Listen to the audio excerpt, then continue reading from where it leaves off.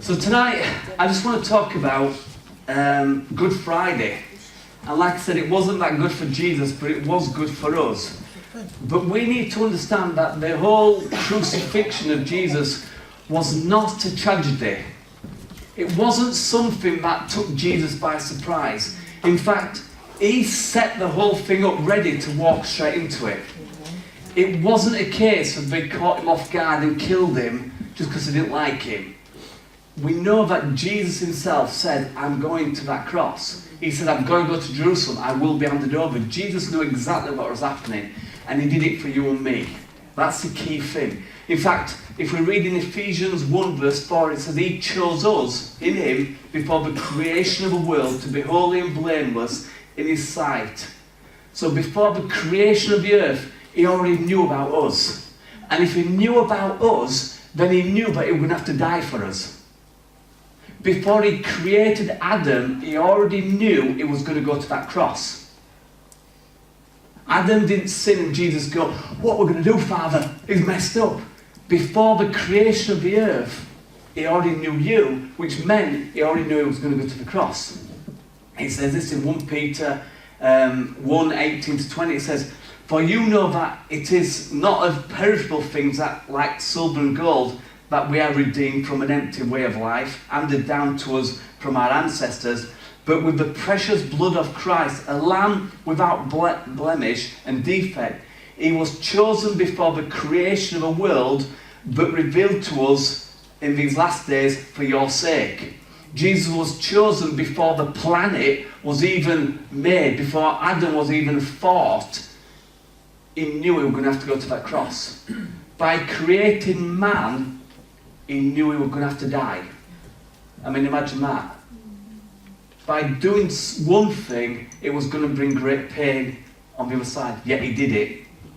It says this in Revelation 13 verse 6. All the inhabitants of the earth will worship the beast, and those whose names are not written in the Lamb's book of life. The Lamb who was slain from the creation of the world. So there's just a few verses just showing that before this world, this planet was put together, before Adam was even thought of, Jesus already knew the plan of salvation. He knew that Adam was going to sin. He knew the world was going to be in a mess. And he knew about you and me. God's plan of salvation was there at the beginning. Jesus was there at the beginning, already working out. He loved us so much. We often quote that verse, for God so loved the world that he gave his one and only Son. And we know it that well, where it becomes a parrot thing that we don't really appreciate, that for God to create you meant he was going to go to the cross. See, it's not good enough just saying that Jesus died for my sins. Jesus did more than just die. He was crucified. It's easy to die. Everybody does it. But Jesus didn't just die. He died on a cross for you and for me. He knew before he made me and made you that he would die for us. In Isaiah 53 it says this, verse 6. It says, we all like sheep have gone astray. Each one of us has turned to our own way. And the Lord has laid on him the iniquities of all. Before we were even born, God knew that we were going to do our own thing. We're born doing our own thing. Babies are born selfish. They do their own thing. If they're not fed, they will let you know. They'll scream. And it takes at least 10, 20 for that to work out the child. For some it's 30, 40 years, 50 years. For some people they're still as selfish as though they want a baby. They never realise that we can't all live like that. But God knew about you. But we've done our own thing. But for Jesus, and I'm going to skip through a load of stuff. So I'll say, if you really want to get into this, dig it around, play around with it, you need to read the 4 Gospels. All 4 Gospels have the account of the crucifixion, and each of them put a little different emphasis in there. Some say one thing and don't say something else, so you need to bring all 4 Gospels together to get the full picture. So I'm just going to try and run through a few things that may help us to understand what Jesus went through because he loved you. Forget everybody else. This is one of those times where you can be selfish. That Jesus did everything he did for you. Jesus' pain did not start on the cross. It probably started at a point when he was born. He left heaven and came down. He grew up like every one of us. He was tempted like every one of us. But for Jesus, probably the main pain started at that moment when he went to the garden. And when he'd gone to the garden, one of his mates, one of his gang, had betrayed him. You see, sometimes we have excuses for our lives, saying, I can't do this because somebody betrayed me. My father left us when we were a kid, or my mum left us, or somebody did this, or somebody did that. And we use the fact that somebody betrayed us as an excuse not to put things right, not to walk right. And yet Jesus in that moment, one of his best mates, had betrayed him. Not only betrayed him, but actually setting up his own death. I mean, how would you like a mate like that? A mate that's not only going to betray you, but actually going to lead you to your own death. So he's in the garden and he's praying, and it talks about in the Gospels that he's praying, and there's beads of sweat on him like blood. He's so agonizing, saying, God, if there's another way, then let it be. And God said, and Jesus actually said, there is no other way. There was no other way for Jesus to make a way for you. He could have done some amazing things. He could have just shone like an angel and maybe people had repented. But he needed to go to the cross for you and me. It's all throughout the Old Testament, the reason why. But the question has to be asked, like, why did Jesus go through everything he did? It's because of Hebrews 12, verse 1 to 3. It says this, therefore, since we are surrounded by such a great cloud of witnesses, let us throw off everything that hinders us and the sin that so easily ensnares us. And let's run with perseverance the race marked before us, fixing our eyes upon Jesus, the author and perfecter of our faith. And this is the key. For the joy set before him endured the cross, scorning its shame, and sat down at the right hand of the throne of God.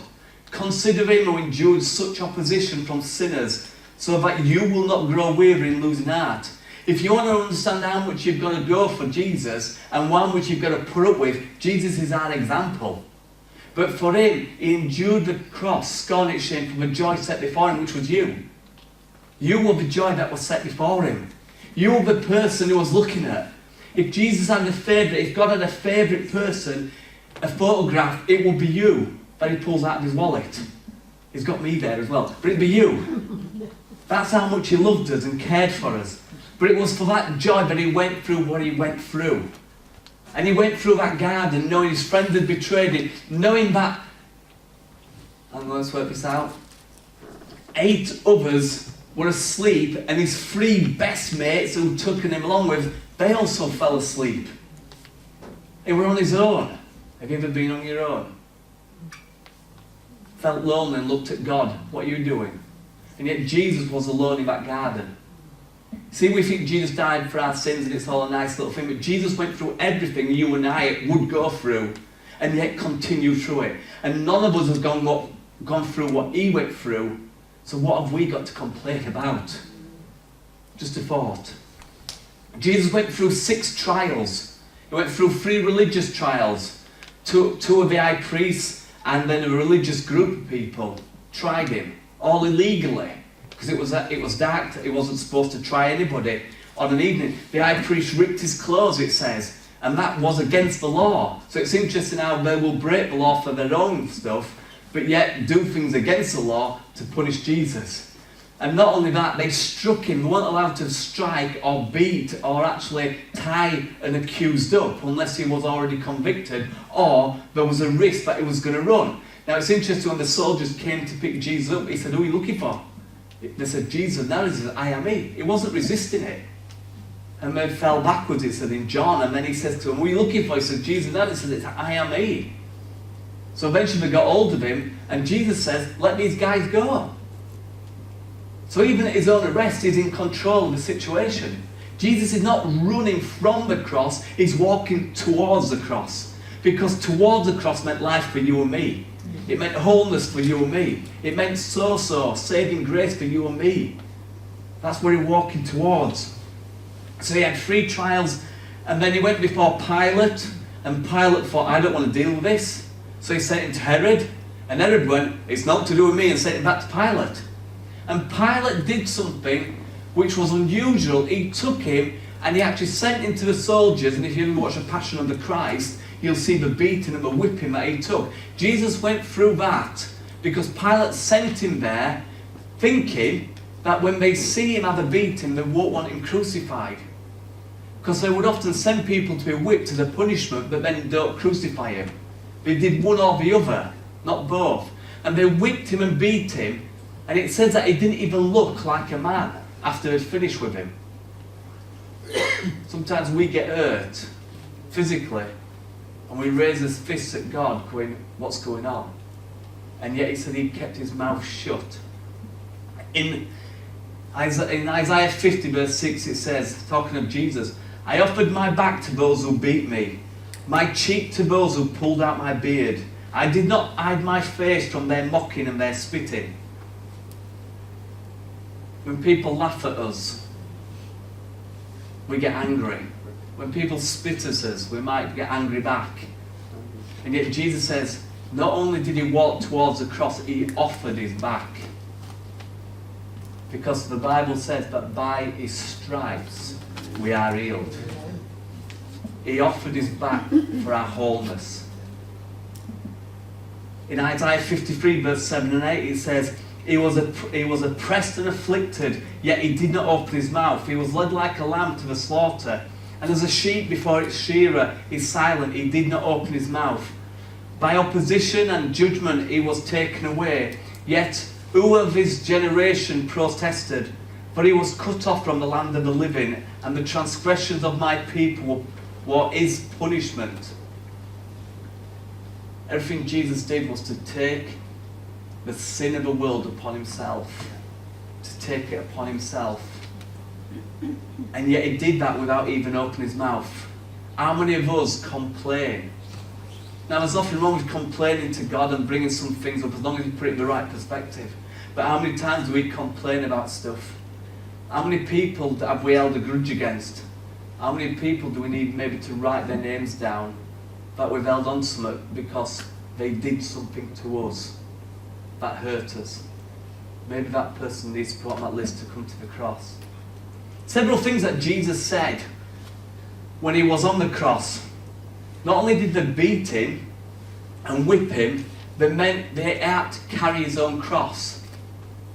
It was unusual that they made him because they whipped him. Think about this, that Jesus couldn't die because he hadn't sinned. So no matter how much they beat him, he'd have carried on going. But also think about this, he's been awake now for at least 24, 28 hours. By the morning, he's been awake, he's tired. He's not had a drink or anything to eat for at least 12, 15 hours maybe. The night's over, he's had a beating. His body's probably suffering from shock. He's got a loss of blood going on. And they forced him to carry the cross. Like, probably just with one beam. Forced him to carry it. And yet we know that he fell and they grabbed somebody else. When Judas realised that he'd betrayed Jesus to death, he went and tried to make amends. But there was nothing there. You can read that in Zechariah. There's a prophecy in there. And he ended up killing himself. And it actually says in Acts that his stomach burst out. Bit of a gruesome thing. I often wonder what would have happened if he'd have just kept still for a couple of days. Maybe 3 days. So Jesus was resurrected. Would have been hope for him, but he pursued in his own guilt. But Jesus carried the cross, and when he got down to the main place, the place of the skull, they nailed him to the cross. Now I wanted to bring some nails and show people the nails, but I couldn't get hold of some. But I know this, that when you hear, it's on this side. This is just a normal hammer. And they'd have taken a steel rod and they'd have knocked it straight through the joints in his wrist right there, avoiding the main arteries and veins, because I don't want you to bleed to death when you're on a cross. But the main nervous system, causing the thumb to roll over and crush into the hand. So it'd have been like having silver paper in your mouth against your fillings, with that agony. Then they hung him on a cross, nailing him and I'm not going to get there myself, in such a way that it had pulled his chest apart. So every time that you heard him hit the cross, that's a nail going in. Every time. And it's annoying sometimes when some Christians feel they can play around with sin, when Jesus, each time, been nailed there for us. Every time we play around with things, it's like being nailed there again. There's an interesting verse in Zechariah. He says, what are those wounds? And he says, these are the wounds that I received in the house of my friend or friends. And it's an awkward one because we're supposed to be friends of Jesus. But every time we don't trust him, every time we don't hand things over, it's like rubbing salt into the wounds. Not only did they bust into his hands, they would tie him up because your hands can't literally hold yourself on a cross, but they would twist the body to the side, crouch him down slightly, and they would nail through both feet. They didn't do it through the feet like that. There's no pressure there.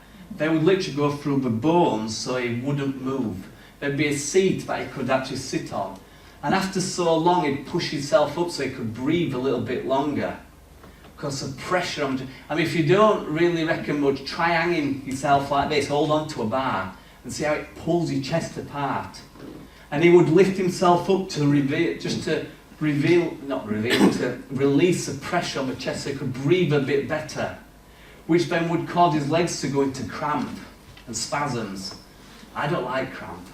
I get it every now and then. It's not nice. So his hands have been electrocuted, his chest has been pulled apart, he's been whipped and beaten, he's got a crown of thorns rammed into his head, and every time he's pushing up, it's pain. Whatever he did, it would have been pain. And yet, when he was on the cross, when he was only hanging there, he prayed a prayer. He said, Father, forgive them, for they don't know what they're doing.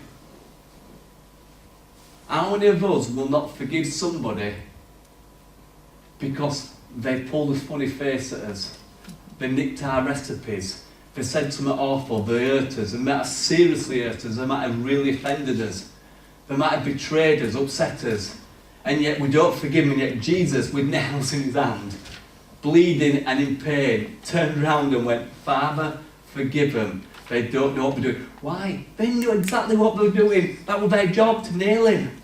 He was saying, Father, forgive him. Because he knew why he needed to be there. He needed to be on that cross for us, for you and for me. He needed to be there because he loved us so much. It's actually in Luke 23:34 where Jesus says, Father, forgive them, for they know not what they're doing. While that's going on, the Roman soldiers are casting lots for his clothes. While that's going on, there's people there at the bottom, eating, drinking, having fun, while our Saviour's dying there on a cross. Can I ask you, is there somebody in your life that you need to forgive because they've hurt you? But Johnny, you don't know how much they hurt you. I don't. But what I do know is that Jesus probably got hurt more. But it gets even worse. Jesus at one point cried out, my God, why have you forsaken me? He was quoting Psalm 22 verse 1, where it says, my God, why have you forsaken me? Why have you so far away from saving me? So far away from the cries of my anguish?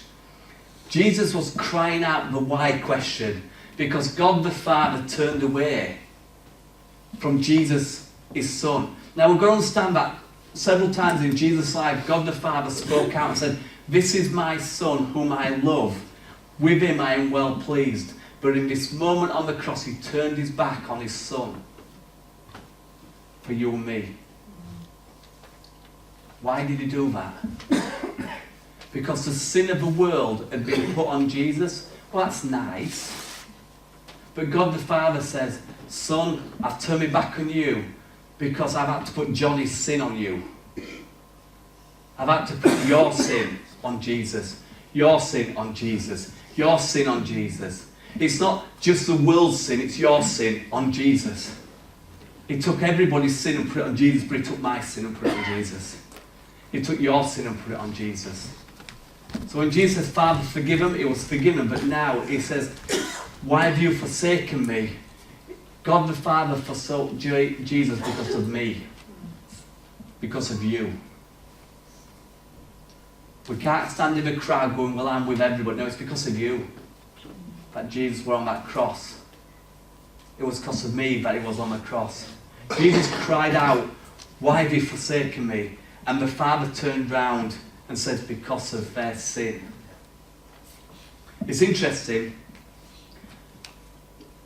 that it talks about Jesus being so disfigured that he was unrecognisable. So it was more than physical things going on. It wasn't just nailed in his hands, but something else going on. Jesus actually cried out at another point, I am thirsty. Somebody went along, got him a drink, put it on a sponge and put it to his mouth. That sounds kind of nice, doesn't it? So you consider that it'd been, like I said, he didn't have a drink now for at least 12 hours. Now I don't know what your mouth gets like after 12 hours and not had a drink, but after a few hours it gets a bit choky. We've also got to understand that if you go out in the sun in England in summer, whenever it arrives, you go pink. But in Israel it's a lot hotter. And he was out there stripped naked on a cross, frying. Nails, beating, whipped, shock, everything going on, and then getting sunburnt on top of it. Desperate for a drink, and he said, I'm thirsty. So what did they give him? They give him wine vinegar. Has anybody ever had chips with a bit of salt and vinegar on, and you've got a little slit on your lip or something like that? It's not nice. But you try drinking something when you've got a sharp throat. He took the fire, it says, into himself. Loads of theologians say it was to fulfill prophecy, but it was also because he needed to take the drink in, so we wouldn't have to experience what he was going through. I also read something recently that Jesus had to feel the fires of hell, because that was our punishment. Inside him, not just physically, because that was ours. In Isaiah 52 it says this, verse 14, just as there were many who were appalled at him, his appearance was so disfigured, beyond that of any human, as his form so marred beyond any human likeness. And now I've got to be careful, because of little ears. But every wicked person you can think of, and the act that they do, was put on Jesus. And it so disfigured him that he didn't even look human. Everything you come across that's evil was put on Jesus. The good news is that the sins of the world were put upon Jesus, so anybody and everybody can seek forgiveness at the foot of the cross. Anybody and everybody can. But he was so disfigured. Another thing that Jesus said, he said, it is finished.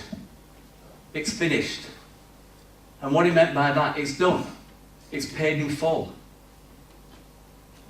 Everything was paid in full. In Colossians 2:14 it says, that having cancelled the charge of the legal indebtedness which stood against us and condemned us, he has taken it away and nailed it to the cross. When Jesus was being nailed to the cross, there was something else going on. Something amazing going on. God took all the sin, he put it on Jesus, so everything that stood against you having a relationship with the Father was nailed on the cross. The legal indebtedness, what you owed before God, was put upon Jesus. What really was going on is that you and I deserve death on a cross, death in an ugly way, and Jesus said, I'll take your place. I'll get nailed up there. I'll do it for you. That's how much I love you. Now, some fathers and some parents may stand in the gap. Most of us would try and save somebody. Some people might be even willing to walk down and die on behalf of other people. But how would you like to die on behalf of somebody that totally hates you? Somebody who wants nothing to do with you. So why should we hold on to things instead of putting them right before God? When there's times we need to just sort things out. Because Jesus went there for us. In 2 Corinthians 5:21, a verse that I've often used in church, he says this, that God made him who knew no sin to be sin for us, that we might become the righteousness of God in Christ. You see, many people think that God the Father turned his head away and left Jesus there. But it was God's idea that Jesus went to the cross. It was God the Father's idea. It was God the Father taking your sin and putting it on Jesus. It was God the Father doing everything on a spiritual level and Jesus taking it on a physical level for you and for me. It says this in Isaiah 53 verse 10. It says, yet it was the Lord's will to crush him and to cause him to suffer. It was God's will that Jesus went to the cross because he loved you so much. He cared for you so much. And that's why God gets really upset about when we play around with sin, or we don't trust him, or we just keep things to ourselves instead of putting things right with God. When you put somebody or something before Jesus, that's in a sense it's hurting him, because he put everything he had for you. So when you choose to do something, when he says, you know, I want to spend time with us, have some fellowship together, and you go, I'd rather do this. We'll be careful with certain stuff, because I don't want to, you know what it's about. So it was the Lord's will to make him to suffer him and cause him to suffer, and through the Lord makes his life an offering for sin. He will see his offspring and prolong his days, and the will of the Lord will prosper in his hand. Everything Jesus went through on that cross was so you could have friendship and a relationship with God. And yet many people, not you guys, it's like preaching to choir with you guys, you know this stuff. But many people call themselves Christians and yet are not meeting together for fellowship. Even though it says don't forsake meeting together. They're playing around with sin instead of running from sin. They're actually thinking it's okay. I read recently 12 sins the church tolerate, and I'm thinking we don't tolerate anything. And I looked at the list and I thought, maybe we do. Top one sin that the church tolerates that hurts Jesus is worry. Worry. How's that one? Worry. Another one, it was talking about unfaithfulness. There's no faithfulness anymore. Because we feel it's okay to flirt around with stuff and muck around with things, and yet we reflect that upon Jesus. Or maybe I'm just talking about myself. So those lists, there's so much more I could have gone through on the cross, and I don't want to get too much into it, because it's not an X-rated service. But there's so much more you can read up on what he really went through. How the guard, the soldier, pierced his side and blood and water flows, the demonstration of the humanity of God, of Jesus dying for us. Jesus didn't die through a lack of blood, he died through choice. It said he gave up his spirit and died. But the great news is that 3 days later, you see guys, some of you guys are running around thinking, I can't cope with things, I can't do this, I can't do that, because you're living on a Friday. Let's take just Friday as Good Friday as he died on Friday. But you're living life on a Friday. But Jesus died on a cross so we could live life on a Sunday. In the resurrection light of Jesus. And yet we're running around on a Friday, woe is me, and it's the end of the world. And yet Jesus said, I want you to live life like it's a Sunday. Like every day is a Sunday. Amen. Resurrection life in a Sunday. Amen. You see, we carry too much around with us instead of giving it to Jesus. We carry hurts and pains instead of giving them to Jesus. And we don't really bring it before him. So, there's so much more we could say, but we're going to leave it at that. We're going to come around the communion table.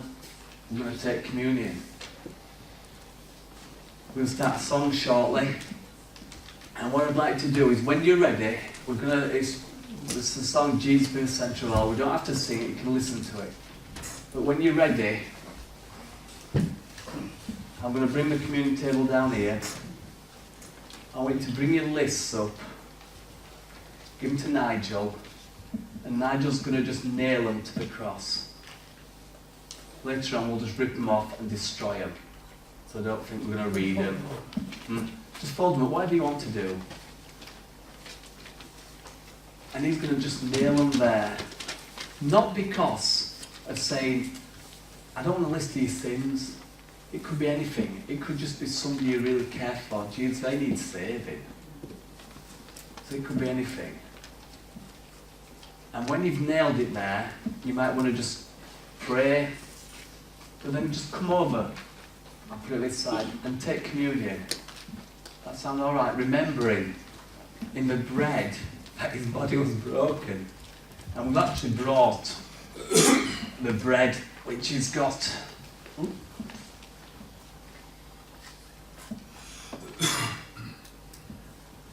it's actually just smalls, but it's striped and it's pierced. Because Jesus was whipped, and they didn't know this one were making with Warburtons. But it's pierced and it's got stripes down it. So just come up when you're ready. Nail it to the cross, but don't just bring it up out of ceremony. If you're going to nail it to the cross, do you know what that means? It's gone. It's gone. When I became a Christian, the person who led me to the Lord says, you've now become a new creation, the old has gone. So everything from the point I became a Christian to my birth, the pain, the hurt, the discomfort, whatever you want to put it, had gone. I couldn't hold anybody accountable. I couldn't blame anybody anymore because it'd all gone. I'd become a new creation in Christ, and I'd pushed and walked on through. Some people carry things too long. Maybe it's time to nail them to the cross. Maybe it's time to put it at the foot of the cross and say, no more. I don't need this in my life anymore. I've carried that rubbish for too long. And maybe just pray, and then take communion. And if you do want somebody to stand with you and pray, grab them. Grab somebody and say, just pray with me. Just agree with me. Don't have to be all major. Just say, that sound all right? Yeah. Is that okay? Yeah. Malcolm, do you want to just start the song? That's it. Just in the background. So when you're ready,